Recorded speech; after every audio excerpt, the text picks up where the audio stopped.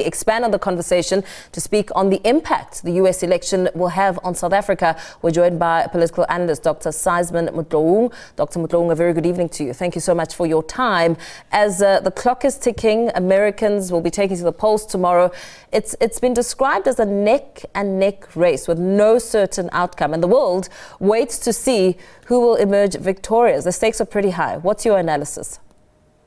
Yeah, definitely. It is a very close competition happening there, and we are looking forward to the kind of a president who will come and how they will relate with global nations. So we see from currently how Kamala Harris is painting Trump as if he's unstable and it is somebody who's undesired to be in office.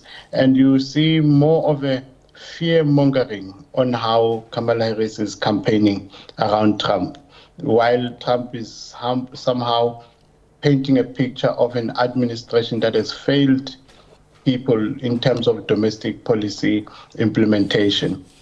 From there on, I think it's mainly your normal business, everyday business. Whoever will come into power is somebody who will still have to contend with policies of violence and conflict in the Middle East, Ukraine and Russia. So they'll have to somehow present leadership in terms of what America can provide as solutions. Somehow we saw Kamala Harris saying she'll do everything in her power. That is very vague, but Trump says, I was in power before and there was stability. And once I return into office, that you have seen before will be restored. So you can see a little glimpse of what is possible. What would you say is the primary focus of both candidates? I mean, you mentioned the focus on domestic issues, but of course it gets bigger than that. There are other pressing matters to look at. In my view, I don't think so much the politics of American elections now to be based on big issues that are international. I think it has to do mainly with domestic policies. For example, the issue of immigration. It is something that is bothering Mr. Trump and his party, while Kamala is more reconciliatory, more inclusive. Then you see those divisions between the two. Another big issue is the economy, where most Americans feel that there has not been enough investment, especially in public education, schools that are not affordable for ordinary people, where if you need better prospects for children, you have to go private. But that is not enough to sustain in terms of one's income. It's a big issue, job creation. And this is what Trump is talking about, how he will have to re-stimulate the economy and job opportunities. From there on, we see another issue on health. This is where Kamala Harris seems to be saying she will implement, or she intends to enhance access to public health. So it's more universal health care under Obamacare, they call it. But Trump is the one who's opposite, who seems to be advocating for private sector to play a key role in terms of healthcare. And then there is the issue of abortion. What Kamala thinks is what Trump has messed up in that reproductive health care or reproductive rights. So she wants to restore that. Their party is opposed to that, which is something Trump stands for. Yeah. So those issues are big. And then internationally, when you talk about violence and conflict or abroad, there are Americans who feel that their government is spending so much on supporting maybe Ukraine, supporting Israel, and providing technical support abroad. And that is to the expense. They neglect the people domestically. And that is something that is creating pressure, where people domestically are saying, look at us first. take care of your own before you look after the world. South Africa also has a vested interest in the outcome of the election. I mean, the US is one of South Africa's main trading partners.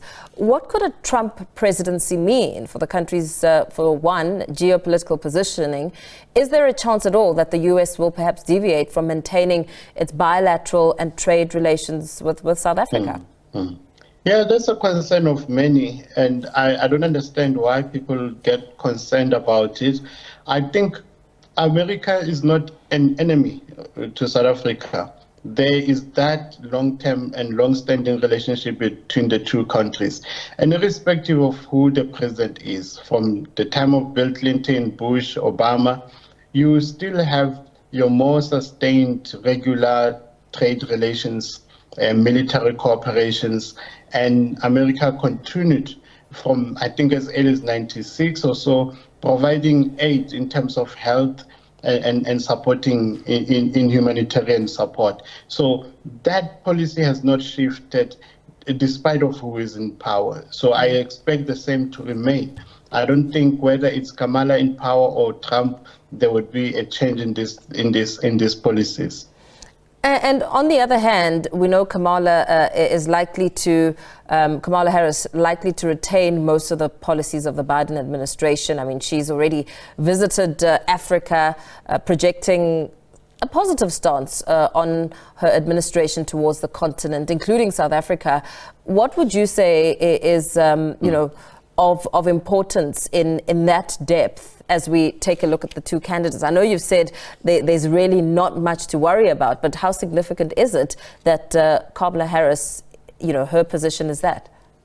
Yeah, I think what she is doing is something that has not been done in a long while. We have seen African presidents going to America than American presidents coming in recent times. So her trying to project that picture of closeness to the continent is also commendable.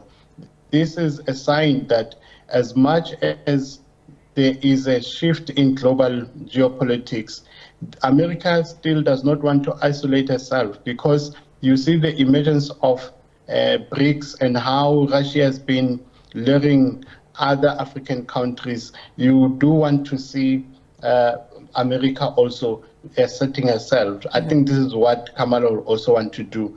In that leadership, she is somebody who would want to make an impression that America is still in touch with Africa, and there is a hope in terms of improving relationships between the two.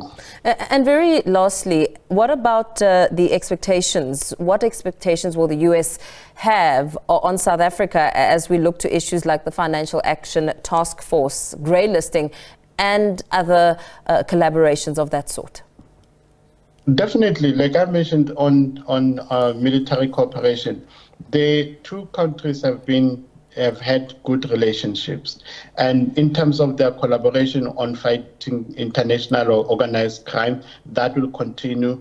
And on grey listing, it's a very important thing. I think in the past 2-3 weeks, if I'm not mistaken, we've had some report from our government that they've been making good progress on improving on that part, because it cannot be that South Africa is seen as a free for all kind of a country where criminal elements are also thriving. There has to be some financial controls that gives credibility in how we work. So I think collaboration between South Africa and America in that regard will continue. It is not something that will be taken for granted. Very well. Thank you so much for your time. As we wrap up our conversation there, political analyst Dr. Sysman Motloung giving us a sense of what these elections mean for South Africa. We do continue in a short while to bring you more news. Stay with us.